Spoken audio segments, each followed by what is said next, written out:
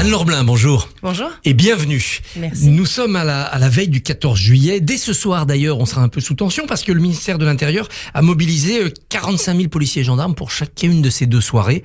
135 000 au total en comptant les journées. C'est un énorme dispositif. On voit même ici et là des feux d'artifice annulés, des festivités suspendues. Dans quelle France sommes-nous ? Effectivement, on peut légitimement se poser la question, vous avez bien raison. La fête nationale, c'est la fête de tous les Français. Et moi, je pense qu'à ce titre-là, il faut préserver cet hommage que l'on rend à la nation dans son ensemble, et aussi, par ce biais-là, à nos forces de l'ordre et à nos militaires, à notre armée. Et d'ailleurs, c'est très important de le rappeler, parce que certains voulaient démilitariser notre défilé militaire. On se souvient d'Eva Joly qui voulait plus de défilé du 14 juillet. Exactement. Donc c'est vraiment un moment d'union nationale pour montrer cette manifestation que nous avons à l'égard de la France tout entière, et notamment l'hommage que l'on rend à notre armée. Pour certains, c'est obsolète, c'est ringard. À part la Russie et quelques autres pays, il n'y a plus personne qui fait de défilé militaire. Eh bien écoutez, moi j'y crois. Moi je suis dans une ville militaire, à Saumur, et on a la chance d'avoir les écoles militaires. Et moi je crois que c'est un moment où on doit être à leur côté et leur rappeler que nous sommes vraiment derrière leurs actions, parce qu'ils défendent notre sécurité sur le territoire national, comme vous le rappeliez, et à l'extérieur, dans les opérations extérieures. Donc c'est fondamental. Après, la situation, j'espère qu'elle ne se dégradera pas plus qu'elle ne s'est dégradée ces derniers jours. Et j'espère que le gouvernement en a tiré les conséquences. Il a demandé aux forces de l'ordre d'intervenir très massivement après les émeutes, ce qui a peut-être un peu atténué la situation, notamment dans les banlieues. J'espère que ce soir, la politique qui sera mise en place permettra de garder et de maintenir la sécurité pour chacun des Français. La sécurité, l'ordre républicain, la fermeté, ça devient un impératif, une priorité de ce quinquennat ? Mais ça a toujours été. Si un État ne fait pas preuve d'autorité, que fait-il ? L'État, il n'est pas là pour gérer le quotidien. L'État, il est là pour marquer qu'il y a des règles à suivre, il y a des impératifs à maintenir, et donc il doit mettre le régalien en relation, et il doit mettre à exécution ses décisions et faire respecter les règles qui sont les nôtres, qui sont en fait des règles de savoir-vivre, de vivre ensemble, qui sont juste fondamentales. C'est finalement la même chose dans une famille. Une famille, c'est le cœur de la société. Vous avez des règles à suivre. L'éducation fait partie de ces règles fondamentales. C'est pour ça qu'on a raison de remettre la parentalité au cœur de ce combat. Ah mais bien sûr. Mais au-delà de la parentalité, le rôle primordial de la famille.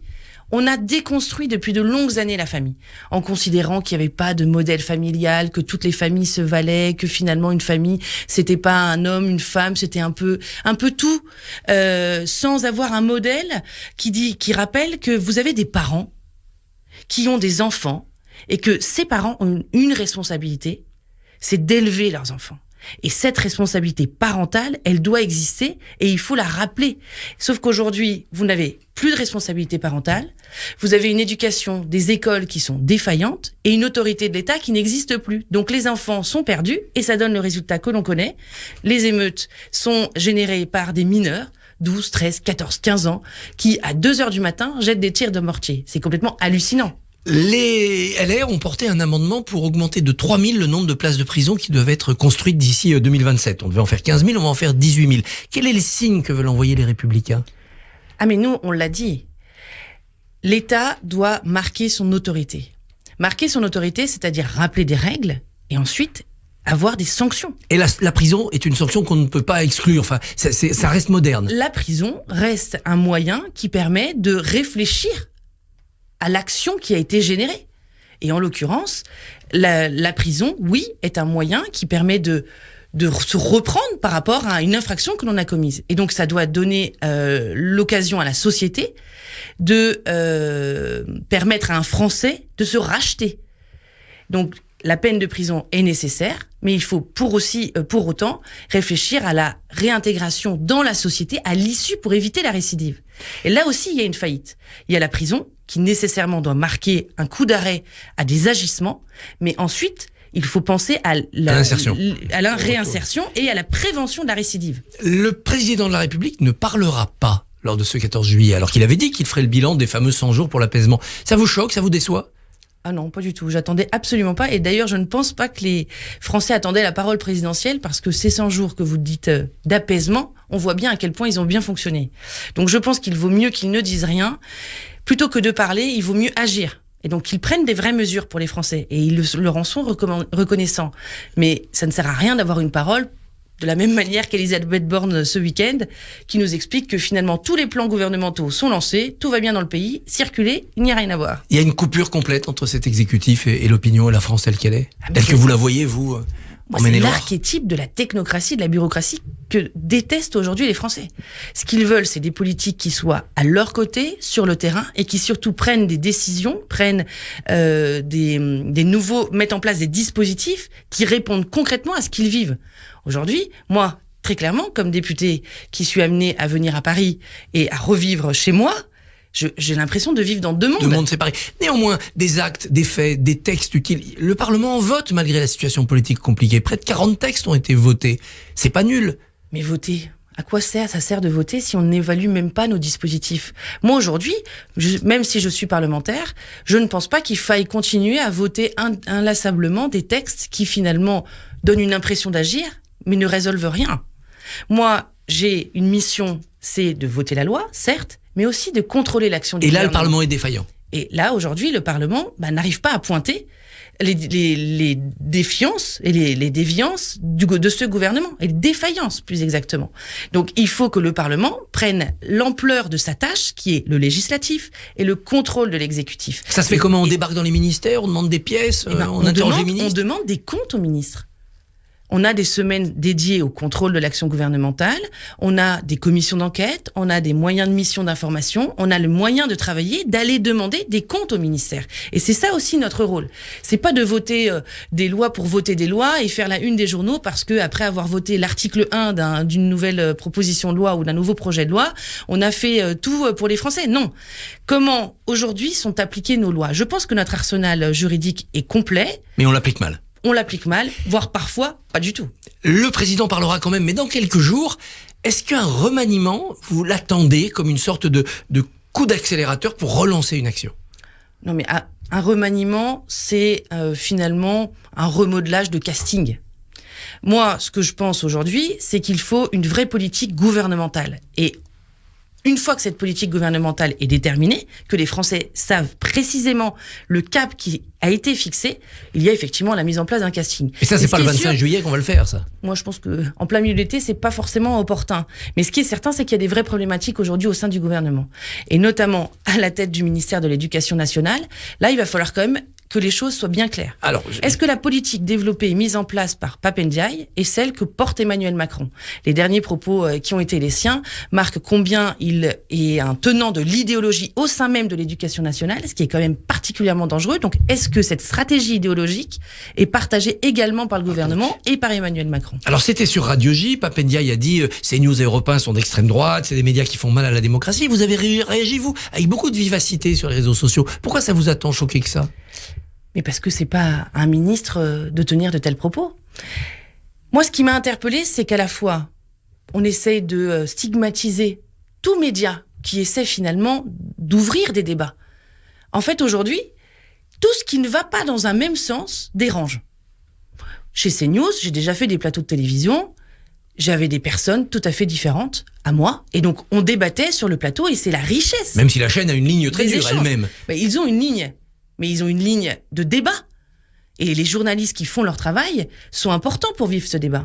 Mais au-delà de ça, quand on est ministre de l'Éducation nationale, quand on voit son action au sein du ministère, quand on est à la tête d'une institution telle que l'Éducation nationale, qu'est-ce qu'on doit faire ? On doit permettre de développer chez nos enfants un esprit critique.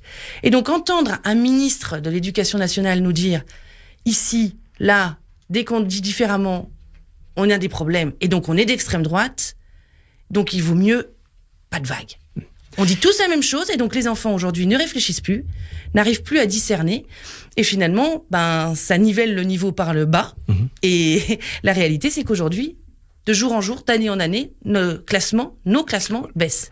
Parlons un peu des Républicains. Hier, à votre place, nous recevions Nicolas Forissier qui nous disait « Il faut un pacte de stabilité, une alliance LR majorité présidentielle ». Et il nous disait « Ma cause progresse dans le groupe parlementaire, je vais y arriver ». Qu'en pensez-vous ?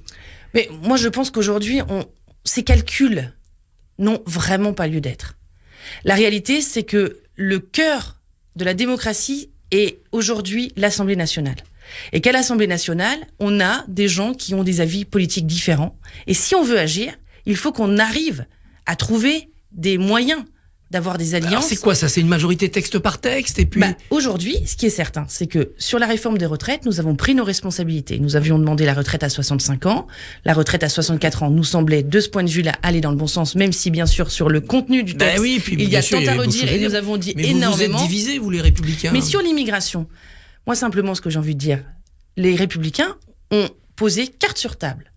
Ont mis toutes leurs propositions sur l'immigration. Mais c'est pas à prendre ou à laisser, il y a de la négociation possible. Si ils veulent travailler avec les Républicains, qu'ils en fassent la démonstration et qu'ils rejoignent nos propositions, qu'Emmanuel Macron convainque ses députés et rejoignent nos propositions pour faire adopter un texte qui est ambitieux pour le pays. Et si on met quelques réformes clés sur la table, immigration, compte public, etc., et que sur tout ça, il y a un accord, on pourrait penser à un pacte LR majorité? Mais c'est pas une question de pacte, parce qu'un pacte, c'est des accords électoraux qui... Pas forcément électoraux, mais on se dit, voilà, il y a 4 chantiers de réforme pour les 2 ans qui viennent. On a notre cap, et c'est ça qui est important. Au LR, on a notre cap. Sur l'immigration, on a nos propositions, toutes sont établies. Sur la dépense publique aussi. Nous avons été les premiers à mettre aussi sur la table la nécessité d'un pacte bureaucratique pour réduire ces normes qui coûtent excessivement cher. Vous avez par exemple, et un travail particulièrement fourni et fouillé de Véronique Louwagie, qui est une de mes collègues dans le groupe Les Républicains, qui a fait un travail disant que 7 millions de centimètres carrés étaient aujourd'hui vides. Donc vous avez une bureaucratie qui bloque ça. Et vous avez des mètres carrés publics qui ne sont pas utilisés. Donc il y a vraiment des sources d'économie très importantes. Ça, c'est les Républicains qui les mettent sur la table. Donc charge au gouvernement de les reprendre. Un mot très bref pour finir. La reconstruction du parti Les Républicains depuis l'élection d'Éric Ciotti va dans le bon sens? Ah bah clairement. Le parti va mieux? Le parti, en tout cas, oui, va mieux, je le crois profondément, parce que nous avons trouvé un cap, nous avons déployé des moyens, un média, des moyens de réflexion en développant un think tank. Il manque un présidentiable. Mais les choses se feront en temps et en heure. Mais le principal, c'est que on remette au cœur des Républicains le militantisme et que les Français aient envie de s'investir au sein des Républicains pour l'alternance à Emmanuel Macron. Eh bien, Anne-Laure Blin, merci. Bon 14 juillet et bonnes vacances. Merci à vous. Merci, on va retenir, il faut aujourd'hui une vraie politique gouvernementale. Christophe, on vous retrouve demain en compagnie de Michel Tedoldi, auteur d'un pacte avec le diable. Un ouvrage passionnant sur les savants nazis récupérés par la France en 1945. On verra ça demain. Merci. Radio J, retrouvez le barbier du matin.